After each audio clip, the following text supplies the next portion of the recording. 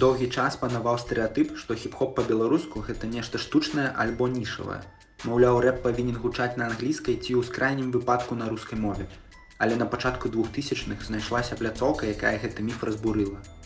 Партал Тузін Гітоў. Менавіта ён стаў інкубатарам, які ператварыў беларускамоўны рэп з паасобных эксперыментаў у магутную культурную зброю. Ты готовы, я буду грызть вас як зараза. Убачишь во мне сказу и зненавидишь адразу. Зменишь до мяне свае манеры, стаўленне свае рашэнні, бо пачы. У 2003-2005 годах, калі Тузін запускаў свае першыя чарты, рэп на беларускай мове быў у глыбокім падполлі. Прабіцца на радыё з такім кантэнтам было немагчыма. Тузін Гітоў стаў першым вялікім медыа, якое рызыкнула і выставіла хіп-хоп трэкі на ўзровень з культавым беларускім рокам. Легендарныя гурты, як Чырвоным па белым, атрымалі тут свой першы легальны рупар. Слухачы Тузіна раптам адкрылі для сябе.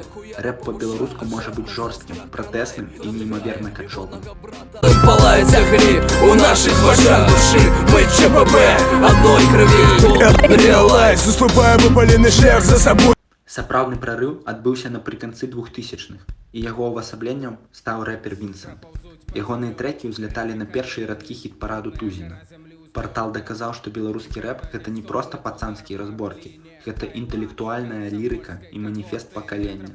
Ты метрополитен разом сердцем нашему так за ляской прорви сотни некранутых миль. Метрополитен не фантастичная казка.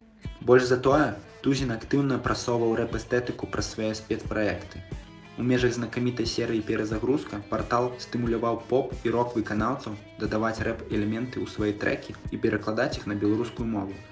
Хіп-хоп перастаў быць чужародным, ён стаў неад'емнай часткай нацыянальнай айдэнтыкі. Мы слухали музыку разом, а також шмат верховых домов.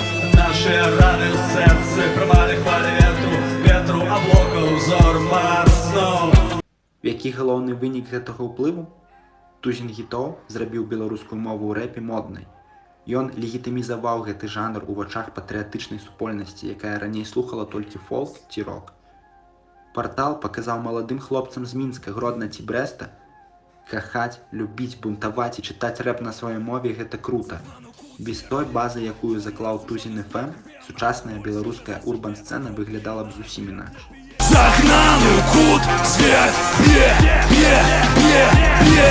Тузін Гітоў пайшоў на спачынак, але беларускі рэп, які ён узгадваў, працягвае жыць і качаць, нягледзячы на любыя забароны. Мы робім замыслову так.